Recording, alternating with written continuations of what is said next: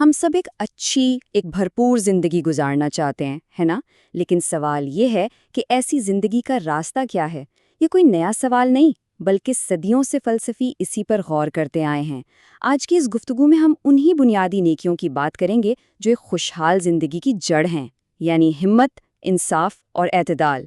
مایا انجلو کا یہ کال کتنا زبردست ہے۔ وہ کہہ رہی ہیں کہ ہمت سب سے اہم ہے۔ کیوں؟ کیونکہ اس کے بغیر کوئی دوسری نیکی پر عمل کرنا ممکن ہی نہیں ہے۔ ذرا سوچیں اس بارے میں۔ انصاف کے لیے کھڑے ہونا ہو یا کسی بری عادت سے جان چھڑانی ہو، ہر چیز کے لیے ہمت چاہیے۔ تو چلیں ذرا گہرائی میں اترتے ہیں۔ قدیم فلسفیوں کے لیے نا یہ نیکیاں کوئی کتابی باتیں نہیں تھیں، بلکہ یہ ایک خوشحال زندگی گزارنے کا آپ کہہ لیں ایک پریکٹیکل روڈ میپ تھا، اور اس خوشی کو وہ ایک خاص نام دیتے تھے، یوڈائمونیا۔ اچھا، یہ یوڈائمونیا کیا ہے؟ دیکھیں، یہ آج کل والی وقتی خوشی نہیں ہے۔ اسٹوئک فلاسفرز کے لیے یہ ایک بہت گہری، پائیدار خوشی کا نام تھا۔ مطلب اپنی صلاحیتوں کو بھرپور طریقے سے استعمال کرنا، اور ان کا ماننا تھا کہ اس منزل تک پہنچنے کا صرف ایک ہی راستہ ہے، اور وہ ہے نیکی کا راستہ۔ تو پھر سوال یہ ہے کہ ہمت ہے کیا چیز؟ اس کو سمجھنے کے لیے چلیں پہلے قدیم یونان اور روم میں چلتے ہیں، اور پھر دیکھیں گے کہ آج یہ ہمارے لیے کیوں اہم ہے۔ یہاں نا ہمت کو سمجھنے کے دو بڑے دلچسپ نظریے ہیں۔ ایک طرف ہے ارسطو، جو کہتے ہیں کہ ہمت اصل میں ایک بیلنس کا نام ہے، یعنی نہ تو بزدل بنو اور نہ ہی بے سوچے سمجھے خطرے میں کود پڑو۔ اور دوسری طرف ہے اسٹوئکس۔ ان کے نزدیک ہمت ایک اندرونی اخلاقی طاقت ہے، یعنی صحیح کام کرنے کی ہمت، چاہے حالات کتنے ہی مشکل کیوں نہ ہوں۔ ارسطو نے یہ بھی بڑے واضح طور پر بتایا کہ ہمت کیا نہیں ہے۔ مثلاً اگر کوئی سزا کے ڈر سے بہادری دکھا رہا ہے تو یہ ہمت نہیں ہے، یا اگر کسی کو خطرے کا اندازہ ہی نہیں تو وہ بھی ہمت نہیں کہلائے گی۔ ان کے لیے اصل ہمت ایک سوچا سمجھا، نیک نیتی پر مبنی فیصلہ ہے۔ چلیں اب قدیم فلسفے سے نکل کر آج کی دنیا میں آتے ہیں، کیونکہ آج کل سائیکالوجی سے لے کر ہمارے کام کی جگہوں تک ہمت کی اہمیت پہلے سے کہیں زیادہ ہے۔ جدید سائیکالوجی نا ایک بڑی دلچسپ بات بتاتی ہے کہ کامیابی کیسے ملتی ہے۔ یہ ایک زنجیر کی طرح ہے۔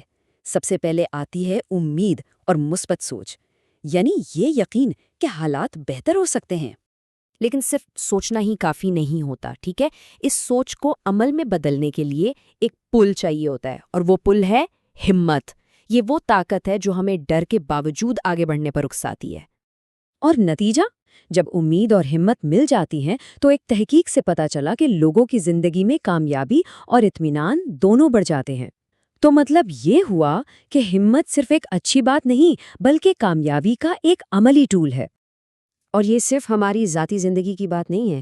کام کی جگہوں پر یعنی دفاتر میں ہمت تو جدت کی جان ہے۔ جب لوگوں میں نئے آئیڈیاز پیش کرنے اور مشکل فیصلے لینے کی ہمت ہوتی ہے نا، تو پوری کی پوری کمپنی آگے بڑھتی ہے۔ تو سوال یہ اٹھتا ہے کہ اس ہمت کو بڑھایا کیسے جائے؟ کیا اس کا کوئی طریقہ ہے؟ جی بالکل، اور خوش قسمتی سے اس کے لیے ایک بڑا پریکٹیکل فریم ورک موجود ہے۔ اس سسٹم کا نام ہے پرائس۔ یہ ایک ایسا فریم ورک ہے جو ہمت کو ایک عادت بنانے میں مدد کرتا ہے۔ یہ کوئی ایک دفعہ کا کام نہیں، بلکہ یہ ایک مسلسل پریکٹس ہے جس سے کوئی بھی شخص یا ٹیم دلیرانہ فیصلے لے سکتی ہے۔ چلیں اس سسٹم کے 5 مراحل کو جلدی سے دیکھتے ہیں۔ پہلا ہے پرائیورٹائز، یعنی اپنی ترجیحات طے کریں کہ اہم کیا ہے۔ دوسرا ہے ریلی، یعنی اپنے حامیوں کو اکٹھا کریں۔ تیسرا آئیڈینٹیفائی، اپنے ڈر کو پہچانیں تاکہ اس کا مقابلہ کر سکیں۔ پھر ہے کمٹ، یعنی اپنے مقصد پر ڈٹ جائیں۔ اور آخر میں ایکسیکیوٹ، یعنی قدم اٹھائیں، عمل کریں۔ یہ 5 قدم مل کر آپ کا کریج سسٹم بناتے ہیں۔ اور یہ ڈائیگرام بہت اچھی طرح دکھا رہا ہے کہ یہ 5 مرحلے آپس میں کیسے جڑے ہوئے ہیں۔